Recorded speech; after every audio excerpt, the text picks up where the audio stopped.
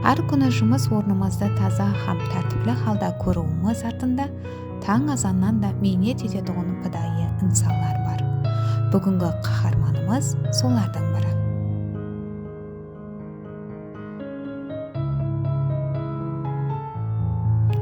Бүгінгі қаһарманымыз Айша апа. Ол har күні hammadan бұрын келеді. Тәртіптің бірінші шарты деп айтады.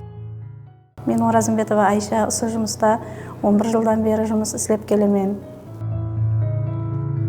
Біз көретұғын тәртіп өз-өзінен емес, ол мейнет, сабыр һәм адалдық менен жаратылады.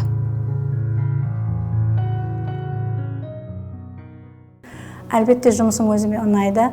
Бұл жұмысым ауыр болса да, мейнетімнің ратын басқаша сезінемін.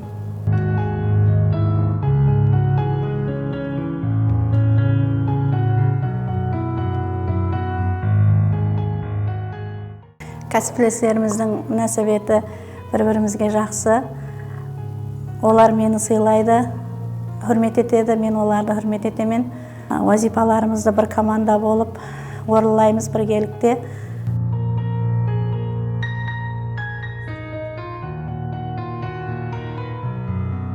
Кәсіптің үлкен кішісі болмайды. Әрқандай кәсіпті шын кеуілден жауапкершілікпенен орындасаңыз, оның зауқы өзгеше болады. Жақында жұмысымыз кәсіптік ауқамы тарихынан Самарқанд қаласына кәсіптестерімізбенен зияратқа барып келдік. Бұндай басламалар жәмәтте ауызбіршілік һәм берім шапағатты және де бекемлейді. Соның менен бірге жұмысымызда әрбір қызметкер байрамларда үстемелер берілуі, қошаметленуіміз бізді өз жұмысымыздың пыдайы болуымызға итермелейді.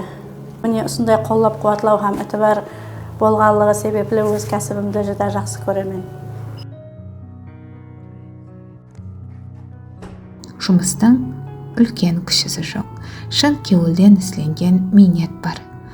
Сіз көріп тұрған бұл инсанлар командамыздың ең құрметлі қаһарманлары.